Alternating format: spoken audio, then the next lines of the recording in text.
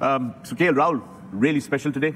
Look at a batsman as a bowler, an ex-bowler.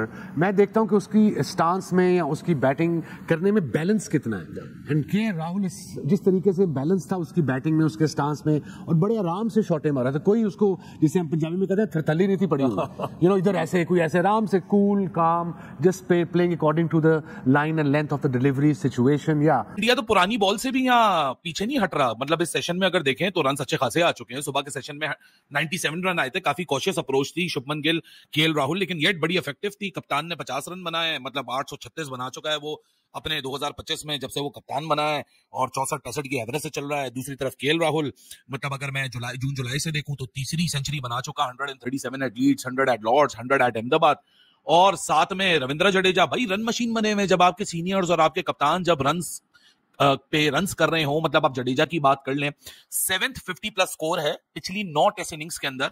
अब इसको मैं क्लास नहीं बोलूंगा कंसिस्टेंसी के साथ, तो और क्या बोलूंगा, क्योंकि शायद इंडिया के तरीकाकार ने बहुत आसान बना दिए चीजों को, लेकिन विकेट के अंदर अभी भी इतना रफ मौजूद है कि कैपेबल टीम ना, ये कैपेबल कैप्टन कुछ कर सकता है, लेकिन वो कुछ करना तो जाए. लेकिन यहां मैं बात करूंगा ध्रुव जुरेल की. इस बंदे की ना काफी ज्यादा अंडररेट किया जाता है. विकेट कीपिंग इसकी सबसे आला है पूरे इंडिया में. मतलब हमने कल भी देखा कि हालांकि बॉलर्स छुट्टियां बजा बजा के वेस्ट इंडीज वालों की विकेट ले रहे थे, लेकिन जिस तरह ये विकेट कीपिंग कर रहा था ना, he was an absolute class in his own. बड़ा कोई जबरदस्त विजुअल था, क्या एथलेटिसिज्म था. आज बैटिंग आई. मतलब ध्रुव जुरेल की अगर आज किसी को इनिंग्स देख के हैरानी हो रही है, तो मुझे नहीं लगता हैरानी होनी चाहिए. ये ध्रुव जुरेल वही बंदा है जो पोटेंशियल अपना ऑलरेडी दिखा चुका है, जो भी इसको लिमिटेड अपॉर्चुनिटीज मिली हैं. मतलब प्रीवियस ली भी अगर आप देखा जाए तो हाफ सेंचुरी इसने बनाई थी इंग्लैंड के खिलाफ. एक जबरदस्त मास्टर क्लास इनिंग्स की, एक टफ विकेट के ऊपर, जहां इसको मैन ऑफ द मैच मिला था और इंडिया को टेस्ट मैच मिला था. इंजरी रिप्लेसमेंट से ज्यादा ये बंदा मुझे लगता है आगे चल के डिजर्व करता है, क्योंकि अगर आज की इनिंग्स भी आप देखो, कट ये बंदा करता है, पुल ये बंदा करता है, ड्राइव्स ये बंदा मारता है, पंचेस ऑन द बैकफुट इस बंदे के पास से आपको दिखते हैं. सॉलिड डिफेंस है. विकेट कीपिंग तो एब्सोल्युटली एक एक्सीलेंट और एक्सीलेंस क्लास में आती है. But this is how you grab your chances. आप आके बताओगे भाई साहब मैं तगड़ा बॉटम हैंड डोमिनेटेड प्लेयर हूं, लाइक मॉडर्न जो इंडियन बैटर्स आपको दिखते हैं, स्ट्रॉन्ग बॉटम हैंड की वजह से पावर जनरेट होती है, स्पेशली जब आपने लॉफ्टेड शॉट्स खेलने होते हैं या ड्राइव्स, लॉफ्टेड ड्राइव्स मारनी होती हैं. लेकिन अगर आप टेक्निक भी साथ देखें तो एक आपको एग्रेशन के साथ एक फेयर बैलेंस भी आपको नजर आ रहा होता है. अगर आप ये ध्रुव जुरेल की बात ही कर लें, ये कोई ओवर डोमिनेट नहीं करता अपने बॉटम हैंड से कि नहीं जी मैं बस मारने के लिए जाऊंगा, पावर ही जनरेट करेगा मेरा बॉटम हैंड. और उसके चक्कर में बहुत सारे बैटर जो सिर्फ सिंगल डायमेंशन के साथ खेलते हैं, वो अपना कंट्रोल जो है ना वो लूज कर देते हैं. लेकिन this boy plays excellent along the ground. He does have the aggression mindset, aggressive mindset as well.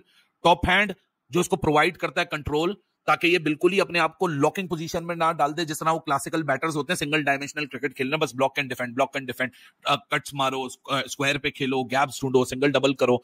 लेकिन ध्रुव जुरेल का एक कॉम्पैक्ट लिमिटेड अपॉर्चुनिटीज का सैंपल साइज है इंटरनेशनल क्रिकेट में. लेकिन जब भी आप इसको देखोगे, ये एग्रेसिव माइंडसेट के साथ उतरता है. स्ट्रोक प्ले में वो एग्रेसिव माइंडसेट रिफ्लेक्ट करता है. He strong on the flicks, he strong on the pulls and lofted drives. Occasionally ये बंदा आपको बार बार ये चीज याद दिलाता है, क्योंकि Ravindra Jadeja I won't look into it, क्योंकि 9 टेस्ट मैचेस, 9 लास्ट इनिंग्स में, यानी 4.5 टेस्ट मैचेस में 7वां 50 है. सो यहां तो भाई साहब मामला ऑलरेडी खत्म हो चुका है वेस्ट इंडीज के लिए, इन ऑल ऑनेस्टी. जडेजा 50 पे 4 छक्के बीच में शामिल है जडेजा के. तो जडेजा इज क्वाइट कंसिस्टेंट. अभी इंग्लैंड में भी इसने बेतहाशा रन किए, 50 पे 50, 50 पे 50, और अब यहाँ पे भी केएल राहुल 100 बना की, वो पता नहीं लंच में क्या खा लिया था, वो बोल रहा ठीक है पेट मेरा भर गया, रन्स का भी पेट भर गया और पैसे भी पेट भर गया. तो वो 100 पे पहले ओवर में ही एक्चुअली विकेट मिल गया इनको, और जैसे लंच के बाद वापस आए, लेकिन उसके बाद फिर विकेट भी नहीं मिला, और जो मिल रहा था वो भी नहीं लिया, यानी कि नया ball. That was absolutely dominated by India. आज का पहला सेशन, दूसरा सेशन तो वेस्ट इंडीज नजदीक भी नहीं है और डोमिनेट कर रहा है इंडिया हर सेशन को. तो आप उस वेस्ट इंडीज से क्या एक्सपेक्ट करना कि भाई कोई मैच में कुछ कमाल कर दे, कुछ ऐसा मैजिकल कुछ कर दे, लेकिन नहीं, उसका 100 आ गया. जुरेल यंग प्लेयर है, इंग्लैंड के खिलाफ भी बड़ी शानदार बारियां खेली थी जब इसको मौका मिला था, और आज फिर is doing wonderful job. Jadeja is evergreen. उसका तो जो बैटिंग का ग्राफ है वो हर गुजरते मैच के साथ, हर गुजरती सीरीज के साथ वो ऊपर का ऊपर ही चल रहा है, और वो भी नॉट आउट. जडेजा के खैर आने के बाद ऐसा लगा कि हाँ जी ये तो काम बहुत ज्यादा खींच दिया है और ज्यादा तेज खेल रहा था. After every series his batting average is going up and he is very close to touch 40. That would be amazing कि एक बंदा जो कि ऑलराउंडर के तौर पे खेल रहा है उसकी टेस्ट की एवरेज 40 की हो जाएगी. तो अब देखिए आजकल जो इंडिया जो बैटिंग कर रहा है, ऐसा नहीं है कि सारे के सारे जिनकी एवरेज या 50 ही की है जितने भी खेल रहे हैं, तो majority of them they are in 30s. और ये देखिए एक ऑलराउंडर है आके, और ऑलराउंडर जिस तरीके की परफॉर्मेंस दिखा के जा रहा है, और मैच आफ्टर मैच यही परफॉर्मेंस है इसकी। जो केएल राहुल थे और जायसवाल थे, दो बल्लेबाज जायसवाल और केएल राहुल आए हैं, उन्होंने अपने डिसिप्लिन से, अपनी इंटेंसिटी से और अपने कैरेक्टर से और जो उनकी फीट मूवमेंट थी उससे उन्होंने धचका दिया और खूबसूरत बैटिंग करके ओपनिंग पार्टनरशिप्स रही दोनों के अंदर और जबरदस्त क्रिकेट खेले हैं। केएल राहुल देखिए बहुत ज्यादा अंडर द पंप रहे हैं पीछे, बिल्कुल भी आसान नहीं होता।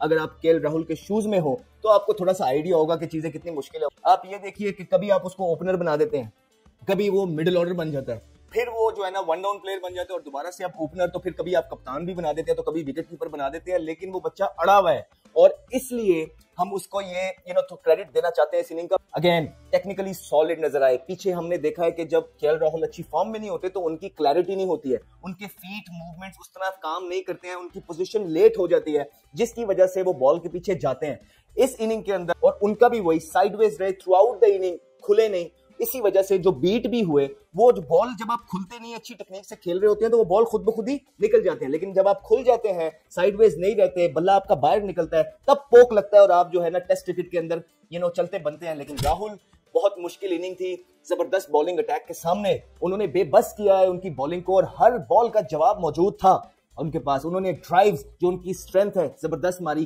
कट शॉट्स बहुत अच्छे खेले, स्ट्रेट ड्राइव्स चेक किए, अच्छा शॉर्ट बॉल पे भी उन्होंने पुल मारे, तो ऑल इन ऑल जवाब नजर नहीं आया। लेकिन जब इंडिया की बैटिंग स्टार्ट हुई, इसमें कोई शक नहीं है, जायसवाल ने और के राहुल ने जितनी सेंसिबल, जितनी मतलब यानी उनका पूरा एक उन्होंने जोर लगाया कि नए बॉल पे विकेट नहीं देनी, पूरी एफर्ट मारनी है, किसी तरीके से नए बॉल को किल करें, क्योंकि नया बॉल ऐसा ही है, यही तंग कर सकता है।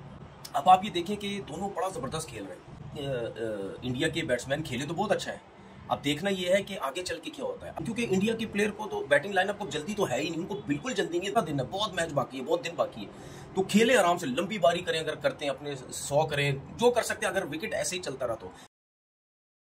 लेकिन बैटिंग से अगर किसी को मोहब्बत है ना इंडियन टीम में, वो दो ही हैं, गिल और राहुल।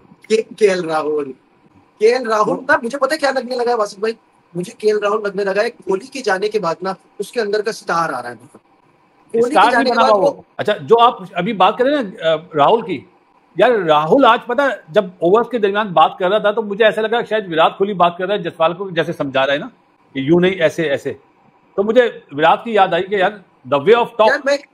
मैं इसको ना पाकिस्तान से भी रिलेट करता हूँ। देखिए जब यूनुस खान खेलता था, मिसबा और यूनुस खान हमारा सारा बैकबोन संभालते थे बैटिंग का, सही है, उसके बाद क्या होता था, ये अजहर अली, असद शफीक, इन्होंने बहुत शाइन किया है उनके टाइम पे। जब यूनुस खान चले गए उसके बाद ये वो वाला रोल नहीं ले पाए जो इस वक्त केएल राहुल ले रहा है कोहली के जाने के बाद। ये कि एट विल उस बंदे ने अपने आखिरी फेज में एट विल सॉ किया है, जब दिल किया परफॉर्म किया है। ये विराट ने ना, देखो विराट को भी मिला, जैसे सनी भाई ने दिया सचिन को, सचिन से रोहित, विराट, गंगुली वगैरह सब, अजहर भाई बीच में राहुल कितनी बड़ी इंस्पिरेशन था इनके लिए। हाँ, और अब राहुल वो वाला काम कर रहा है। आप देखो ना राहुल को, देखो यार किस तरह खेल रहा है। अपना गिल ने मेरे ख्याल 17-18 रन बनाए कोई 42-43 बॉलों पे, तो सीखो इनसे कि अपनी बैटिंग से मोहब्बत करो ना यार। तो अभी KL Rahul looks in very good nick, और देख के उसको खेलते हुए देख के, अभी मुझे आप गिल की बात कर रहे थे ना, मुझे मजा सिर्फ केएल राहुल को दिख कर आया इस पूरे मैच में। केएल राहुल के अच्छा एक लीन पैच केएल राहुल का आया, ये इंजरी से वापस आए, ये नहीं कर सके, उसके बाद फिर इंजर्ड हो गए, फिर गायब हो गए टीम से, फिर वापस आए, मगर फेलियर्स आते रहे, कप्तान खिलाता रहा। आपको नजर आ रहा था कि नहीं यार प्लेयर बहुत अच्छा है, इसने रन किए, ठीक है, बीच में एक बैट पे चल रहा है, लेकिन ये दोबारा कमबैक कर जाएगा। एक तो आप खुद कॉन्फिडेंट हो कि ये करेगा, दोबारा वापस आएगा, टैलेंटेड है, सारा कुछ है, और दूसरा ये कि वो प्लेयर खुद एक अपनी मेहनत करके दिखाता है कि नहीं मैं मेहनत कर रहा हूँ दिन रात में, मैंने वापस आना है। तो ये वो सारी चीजें कि प्लेयर को मैनेजमेंट से कॉन्फिडेंस मिलता है, और जब अपॉर्चुनिटी इस तरह के प्लेयरों को मिलती है तो दिखाते हैं, आपको परफॉर्म करके दिखाते हैं। तो क्लास प्लेयर जो होते हैं ना, वो सरफेस के हिसाब से चलते हैं, सिचुएशन को सामने देख के चलते हैं। ये जैसी मैच की सिचुएशन होगी उसको वैसे लेके चलेंगे। अगर ये जल्दी करते तो ये विकेट गिर जाती है, विकेट गिरती है तो प्रेशर पीछे आना, सारा प्रेशर उन दोनों ने अपने ऊपर लिया। अगर पिछले वालों को मौका नहीं देना, जब अच्छा प्लेयर होता है वो एक दफा जब उस खड़ा हो जाता है वो फिर मैच लेके चलता है। केएल राहुल ने बहुत जबरदस्त बैटिंग की, जैसे आप कह रहे थे कि वो परफॉर्म भी नहीं कर रहा था तो उस पर बिलीव था। यस, नेशन का बहुत फर्क है। उन लोग, वो लोग अपने जो काम के लोग होते हैं ना, उनको कभी भी पीछे नहीं करते जितनी मर्जी इख्तलाफात हो। इसीलिए वो टीम कहाँ से कहाँ चली गई, उस लेवल पे हम थे, बल्कि उनसे भी बेहतर थे। अगर हमारी टीम देखी जाए 99 में बहुत बेहतर थी। हमने अपनी इन्हीं चीजों की वजह से सारी चीजें, किसी भी डिपार्टमेंट को देख ले, सिर्फ क्रिकेट नहीं, कहीं भी आप चले जाए, सब नीचे इस वजह से। सिंसियरिटी, ऑनेस्टी, हम कहते हैं इंटेलेक्चुअल डिसऑनेस्टी, जब तक हम बड़ा खुल के झूठ बोलते हैं और लोग सुनते हैं।